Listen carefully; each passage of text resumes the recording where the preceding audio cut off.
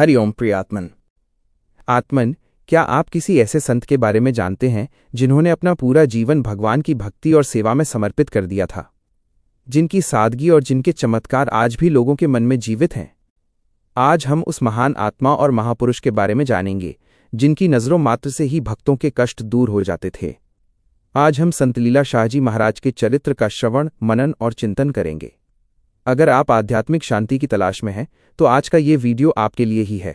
आज के इस वीडियो में हम उनकी पूरी जीवनी जानेंगे, जन्म से लेकर समाधि तक, उनके चमत्कारों और उनके जीवन की अमूल्य शिक्षाओं को समझेंगे।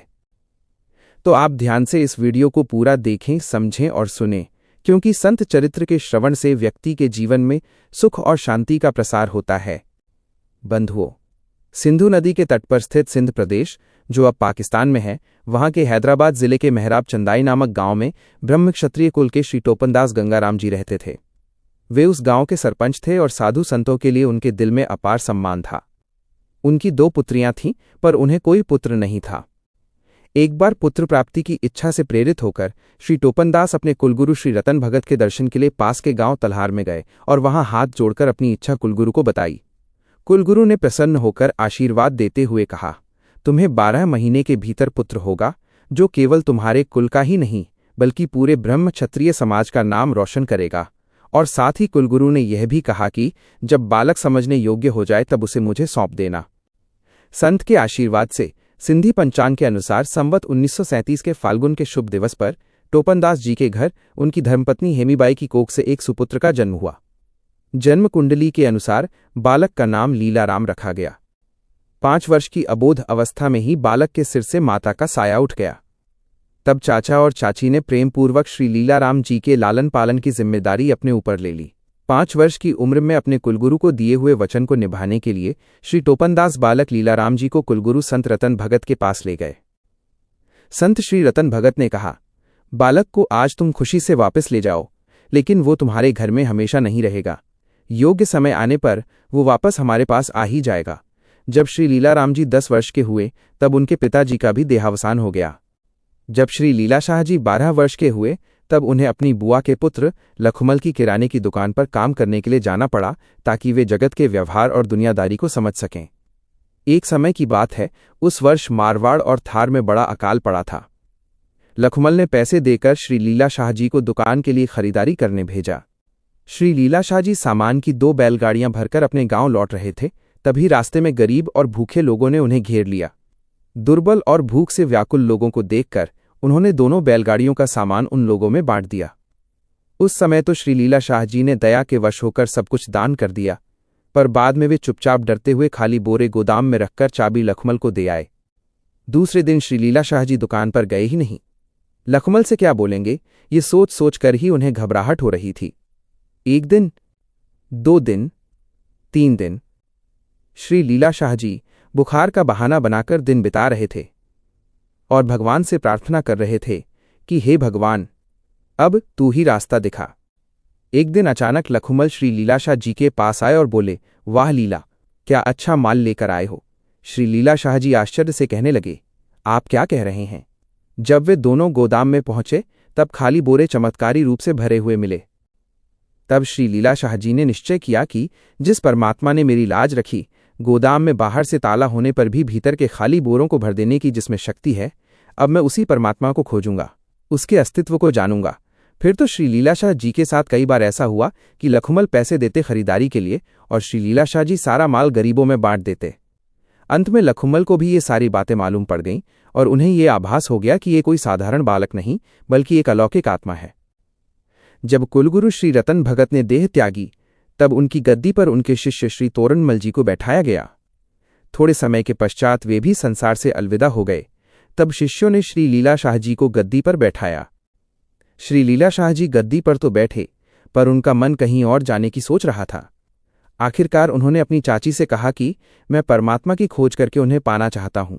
चाची के रोने का उन पर कोई प्रभाव नहीं पड़ा।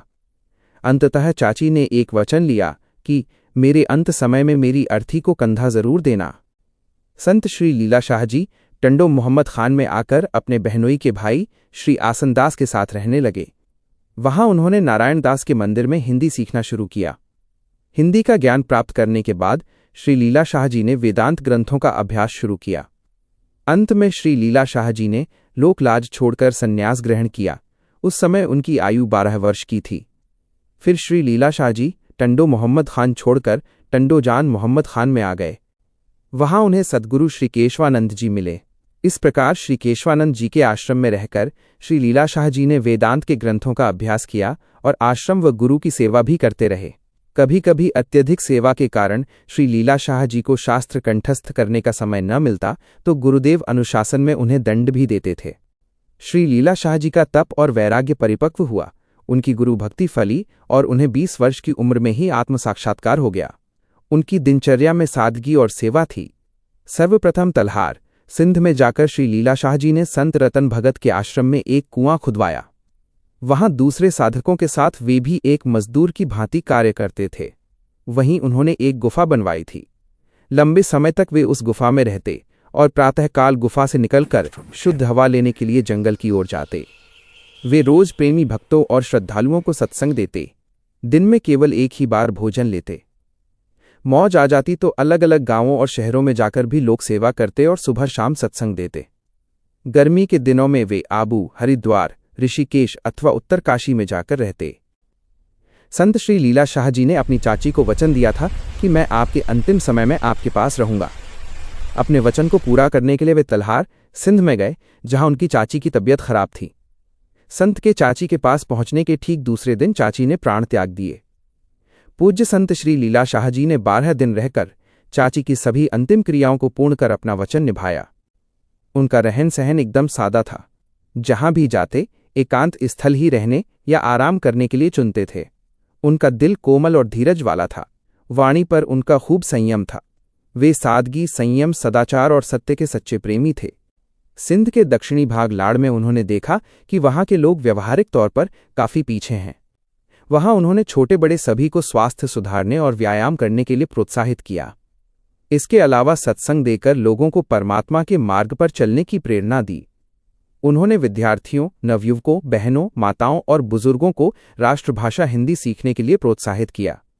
उनकी प्रेरणा से सिंध में टंडो मोहम्मद खान, संजोरी, मातली, तलहार, बदिन, शाहपुर आदि कई गांवों में कन्या विद्यालय खुल गए, जिनमें मुख्य भाषा हिंदी थी। पूज्य श्री बापू जहां जहां जाते वहां खादी और स्वदेशी चीजों का उपयोग करने का आग्रह करते। लोगों को सादा जीवन जीने और फैशन से दूर रहने की सलाह दी। लाड़ सिंध में शराब और कबाब का जो रिवाज बढ़ गया था, उसे बंद करने के लिए उन्होंने खूब मेहनत की। इसके अलावा बाल विवाह की कुप्रथा भी बंद करवाई। लाड़ में हरिजनों की स्थिति दयनीय थी। वे खुद हरिजनों की बस्ती में जाकर उन्हें स्वास्थ्य का लाभ बताते, सफाई से रहना सिखाते और बच्चों को स्कूल जाकर पढ़ने के लिए प्रोत्साहित करते। वे लोगों को समझाते कि तुम हिंदू हो, अंडे, मांस और शराब का उपयोग बंद करो। उन्होंने हरिजन बच्चों को पढ़ाने के लिए एक बहन को भी नियुक्त किया, जो बस्ती में जाकर शिक्षा का प्रसार करती थी। पूज्य श्री लीला शाह जी खुद ही बच्चों को किताबें और कापियां देते थे। वे उन्हें अपनी कुटिया के कुएं से पानी भरने देते और दूसरों को भी सलाह देते कि ऊंच नीच के भेद को छोड़कर हरिजनों को किसी भी कुएं से पानी भरने दें। एक बार बिहार में अकाल पड़ा, तब पूज्य श्री ने भक्तों से धन एकत्रित कर अनाज और जीवनोपयोगी वस्तुओं को हैदराबाद से बिहार भेजने की व्यवस्था की। इसी प्रकार जब बंगाल में सन 1949 में भीषण अकाल पड़ा, तब फिर पूज्य श्री ने 10,000 मन अनाज एकत्रित कर वहां भेजा। पूज्य श्री लीला शाह जी जब हरिद्वार में रहते थे, तब बारिश के दिनों में अत्यधिक वर्षा के कारण गंगा के जोरदार बहाव को पार करने में गांव के लोगों को काफी परेशानी होती थी। पूज्य श्री के करुणामय हृदय से यह कष्ट देखा नहीं गया। वे पुनः सिंध गए, वहां से आवश्यक धनराशि और एक रिटायर्ड इंजीनियर को साथ लेकर हरिद्वार आए और हरिद्वार तथा उत्तरकाशी में 3 पुल बनवाए। पूज्य श्री लीला शाह जी महाराज को यह विश्वास था कि सत्साहित्य, धर्म और नीति के शास्त्र ही मानव जीवन का निर्माण करने वाले एवं जीवन को उन्नति के पथ पर ले जाने वाले हैं। उन्होंने सिंधी साहित्य की खूब सेवा की। उन्होंने छोटी बड़ी पुस्तकें सिंधी भाषा में लिखवाईं। इसके अलावा दूसरी वेदांती पुस्तकों का भी सिंधी भाषा में अनुवाद करवाकर छपवाना शुरू किया। नीति शास्त्र की प्रसिद्ध पुस्तक सारसुक्तावली, स्वामी रामतीर्थ का जीवन चरित्र और सफलता की कुंजी जैसी पुस्तकों को गुरुमुखी भाषा में छपवाया। प्रोफेसर गोकुलदास भागिया के साथ वेदांत प्रचार मंडल की स्थापना की, जिसके द्वारा एक उच्च कोटि की मासिक पत्रिका तत्वज्ञान का प्रकाशन शुरू हुआ। पूज्य श्री की प्रेरणा से अजमेर से सिंधी भाषा में आत्मदर्शन नामक मासिक पत्रिका भी प्रकाशित होने लगी। पूज्य श्री लीलाशाह महाराज उच्च कोटि के कवि और चिंतक भी थे।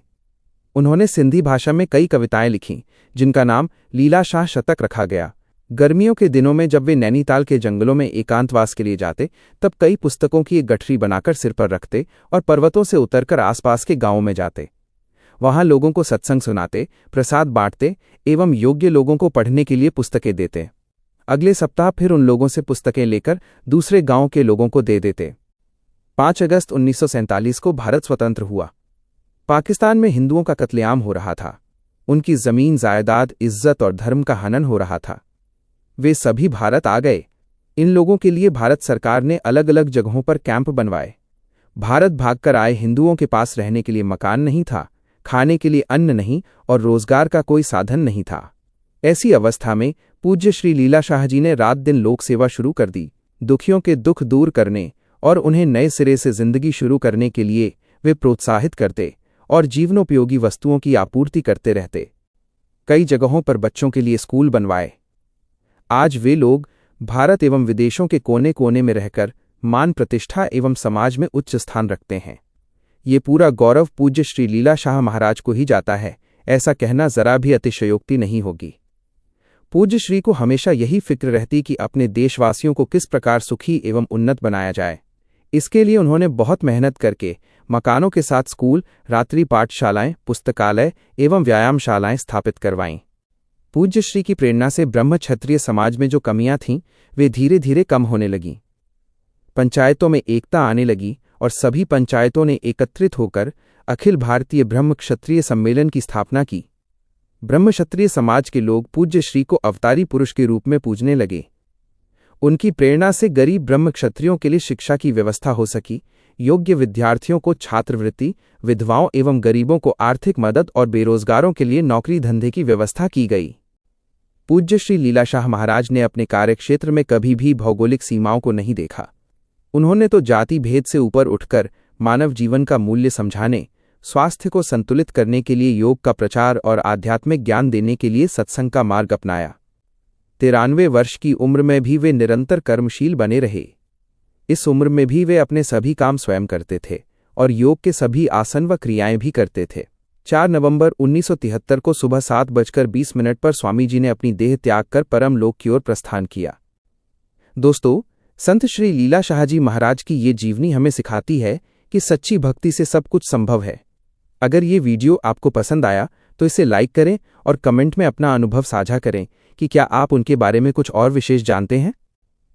संतों के चरित्र को जानने के लिए इस चैनल को सब्सक्राइब भी करें और बेल आइकन दबाएं ताकि हर नई आध्यात्मिक कहानी आपको मिलती रहे। लीला धाम जाकर दर्शन करें और राम नाम जपना शुरू करें। जय श्री राम। जय संत लीलाशाह जी महाराज। धन्यवाद।